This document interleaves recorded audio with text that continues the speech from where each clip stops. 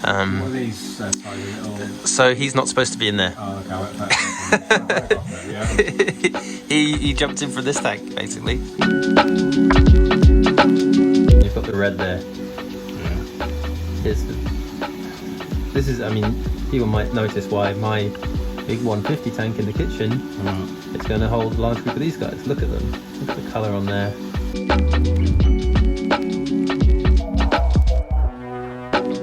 Hi guys, George here. Vlog style video today. I'm off to see my colleague and friend Tate Treatment to do a photo shoot for his Aquatic Habitat book project. Make sure you follow that hashtag on your social media channels. A bit of an insight into how I take a photo for a book and a chat with Ty. So let me know if you like this style. Very easy to produce, just using my phone. If you enjoy this, I can produce a lot more like this. So let me know in the comments. Next time you'll see me, I'll be with Ty. So I'm with Ty now, and I just thought I'd show you this. Some of you may have seen this tank before on previous videos. It's been stripped down, as you can see, and we've just got some Bolbitis in there. Yeah, which is actually for one of our displays that we're doing for the book. Yeah. But it's just sitting in here a bit sorry for itself at the moment. And what's the plan in the longer term with this tank then? Well, I'm hoping that you and Dave Pearce from Aquarium Gardens will come and work your magic. Gonna have a big piece of wood covered in anubias and a sort of African stream tank. Where's the wood? Have we got it? It's currently in the display. Oh, is it? We're gonna photograph. I'll show them that. Yeah. Nanochromis cichlids, small Nanochromis paralus cichlids, and Nanothiops unitenias, which is African one-line parasins. Maybe a few other bits and pieces. Cool. And we'll just have some coffee, and then we'll start doing some photo shoot. Sure. Cool. So George is just photographing some very nervous fish in here. Nanothiops uniteniatus, African one-line characins. So they're really lovely fish, but they can be a bit cryptic, so they like having hiding spaces, and in this tank they've got vines and leaves in the dark area underneath the wood on the right. But it does mean that it can be tricky to photograph them. Sometimes you need to put a bit of food in there to coax them out. Or you sit very, very quietly for a long time and they'll appear. So George is just snapping them. And this tank is based on a habitat in Angola in the Cabinda drainage basin. And my friend Russell Brian Tate, who's a South African ecologist, he has talked to me about that habitat and sent me photos and confirmed what species are found there. So this is how I've set up this tank. So we've got the African one-line characins in here. We've got some Crebensis, Pelvicochromous pulcher. There's some killifish, which are Epiplatys spilargyreius. And there's some ornate climbing perch, which are Microtenopoma and Sorgai, which are going to be even worse to try and track down and hide and find, because they are invisible. George puts in a lot of effort for each of the photos. You know, it's not just having technical skill, but patience, and also getting the fish to, you know, cooperate. You kind of get to like predict their behaviour after a while. Yeah. You just sort of observe them. Don't really focus on taking the photo until you've observed them for a while. Yep. Kind of predict where they're going to go. So the tank we're using here is really cool, actually. It was very generously donated to us by Horizon Aquatics, Nicole and James there. And the tank is a Wio 120F, so it's a shallow design. It's 120 centimeters by 50 by 30. And we've got a Wio Slim LED light, which is donated to us by Wio themselves. We've got a plant over here, which is Epimedium, which was sent to us by Little Tree Design. It's really amazing company in Spain that do fantastic Biotope tanks. And we've got Anubias heterophylla from Aquarium Gardens, our friend Dave, along with the wood that came from him. And these vines, which are really cool, these sort of tangled lianas, are from our friends at Escaped Nature, who gave them to us. And then there's some Syngonium, which is just a sort of house plant that I got from a local garden centre. It's not Biotope correct, but it looks jungly. What lens are you using now, George? This is a 100mm macro f2.8 Tannin. Okay. There is a more up-to-date version which has got built-in stabilisation. But this one, I just use a really fast shutter speed to make sure everything stays sharp. Sure. And then a high ISO. So I'm using an ISO of 2500, which is quite high, but because it's a modern camera, it's got quite good noise reduction, so you don't get too much grain like you used to with the old cameras. But you need, when you're shooting macro, you need a fast shutter speed to make sure, unless you're using a tripod, to make sure you don't get any camera shake. Sure. So you don't get motion blur. And also, depending on how fast the fish is moving, will depend on how fast the shutter speed needs to be. So these are quite fast moving, so yeah. I'm shooting at a shutter speed of 250th of a second at the moment, which will hopefully freeze all the movement. Yeah, the Nanothiops, the characins, they dart around a bit like pencil fish. The male's got this nice red yeah, on the caudal. Capture. You can see there's a crib. They're smaller, aren't they? They're males. Yeah. The cribensis foraging under that leaf there. It's really nice. So we use it. I've put in a little bit of food, which is NatureKind food, which is made by the company of my friend Chris Engels. He donated this food to us. It's really cool. It comes in like these flat pack packages, and you keep it in the freezer, and you can take it out and break off little bits, and you can crumble it. You can stick it on the glass. You can roll it into balls. So I've just rolled in a small pellet, and it's a really good food because it's sort of slow release. The fish can pick at it and graze at it.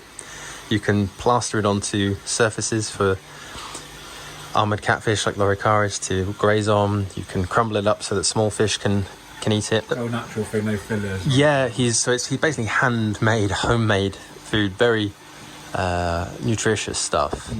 So I've been feeding it every day to the fish in here, along with live food and frozen food. One of the things I like about this tank is this light background, which was donated to us, custom made for this tank by The Light Ground, which is a Polish company. And then you get these coloured foils that you can put. So I've got a green to yellow foil on here. It makes it quite atmospheric. The George is trying to photograph the killifish in here, the Epiplatys spilargyreius, which are very cool fish. They were ordered in for the project by Ely Aquatics and Reptiles. Joe over there very kindly ordered them in along with the Microtenopoma. That's shot, isn't it? That's nice, very nice. Cribensis are from Maidenhead Aquatics at quite skittish, Woodbridge. They are skittish. And then the African characins I've been buying from various stores over time because I want them for myself. But it was originally my friend Stephen Baker who told me about them and got me interested in them. So we're also running a fogger unit on here, and oh, that's a nice shot. which is The eye's been sharp. that's pretty amazing. So you can see why they're built for hunting at the surface for insects. Huge eyes, flat bodies, can sit right up near the top. So have to be patient. I quite like it. You just get to enjoy the scape. Yeah, you get to observe the fish. You notice some of the details of it as well. But if you just sort of, forget that you're working, just sort of just connect with the scape and enjoy it. Yeah. My favourite thing is when they come out and they're foraging over that leaf litter. You just have to, when you do, and then you just bring your camera up to your face, you just have to bring it up really slow and gentle. Yeah, so you don't spook them. Yeah. Yeah, it's quite an atmospheric tank, this one. Yeah. Like, haven't talked about the botanicals, so we've got all these really cool leaves in here and a couple of sort of seed pods, which are from our friend Scott from Tannin Aquatics sent them over to us, and which helps keep that water a sort of black water stain colour, which is really nice. They like to hang out in the shadows. And actually this kind of layout I quite enjoy because it's a slow release tank in my mind. You have to sit quietly and observe and sometimes things show themselves, sometimes they don't. Yeah. And It's like a delayed gratification. Exactly, you're rewarded when they pop out. So there's actually around 20 odd African characins, the Nanothiops. There's 6 of the killifish, they're very small, very slender. There's a pair of cribensis, but there's also 3 junior females. Just so that, you know, if the male starts picking on one female, or going for the females, the aggression is diffused between the group. And then there's the 2 Microtenopoma climbing perch, which we haven't seen yet.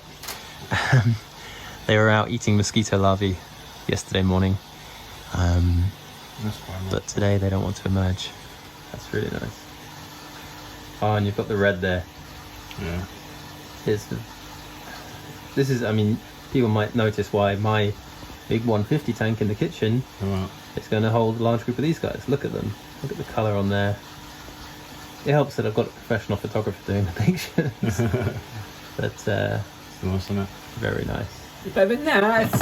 Very nice. That's my ball rat impression. Oh, that's your boy. I thought that was your normal voice.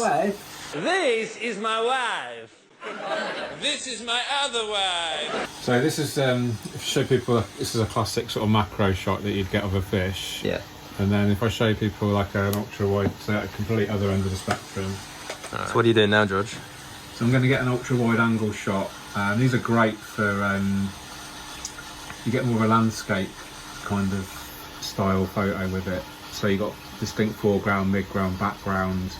Hopefully like a decent subject, which will ideally be a fish or a strong plant or a strong piece of hardscape.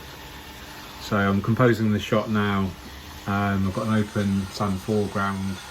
I've got botanicals and some wood in the midground, and then there's some anubias, and then an illuminated orangey green background with the LED panel there. So it's kind of, I'm composing it almost like an aquascape, but I'm just trying to wait for the fish to get in shot. So this is where patience comes in. So you've added some live food in there. So kind of cheating now. I'm just going to compose the shot using the live view here, and then what we can do is just get the best composition. So think about your focal point, think about leading lines, foreground, midground, background. You know, your plant here is typically going to be off by a third. You got your botanicals here, which you can use in as leading lines. And now hopefully we'll get a fish to swim in accordance with the, you know, rule of thirds, maybe coming in this way or coming through this way. So you just have to be patient now, hopefully get the fish to swim in shot. And then the great thing about this camera is we can actually, wherever we touch the screen, it's going to automatically focus on where I've touched my finger and take the shot.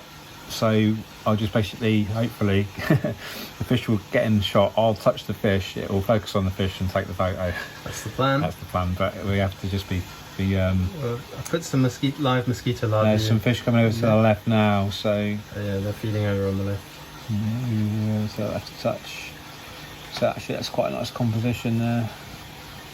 We can't see any fish at the moment. There's a killifish up here, George, underneath the leaf here. He's predating the mosquito larvae. Look, there he is. These photos are for the book that we're doing, and we have a shot list, if you like. So you need your photos of each species of fish. You need a photo of each species of plant. You need photos of the tank, front, right, and left, and photos of any equipment. Decor. So each tank has quite a bit of photography work going into it, and considering there's going to be about 60 displays, George has got his work cut out, plus lots and lots of editing, you know, choosing exactly which photo we want, cropping them, thinking about how they're going to be in the book. So I like creating in tanks that I set up. It's nice to be able to see the fish, obviously, but it's important to create hiding spaces for them, shadow zones, places where they can go and be out of the spotlight if they need to be. We've got some cribensis sitting under here, characins. There's a killifish up here. Just Just we've got the fogger unit going. So this fogger was loaned to us by Ely Aquatics and Reptiles. It's good for just keeping the plants humid, keeping the thing humid, and it looks really good, like jungle effect. So there we go, guys, just a brief insight into how we take some of the photos for Ty's new book, Aquatic Habitats book. Make sure you follow the hashtag. Potentially doing a lot more content featuring, you know, some of the sneaky preview stuff from the tanks and just general conversations with Ty. I think he's got loads of great knowledge and stories about the hobby, which I'm sure he's happy to share with us all. So thanks for watching, really appreciate it. Hope you enjoyed it. Take care, keep on skating. See you, video.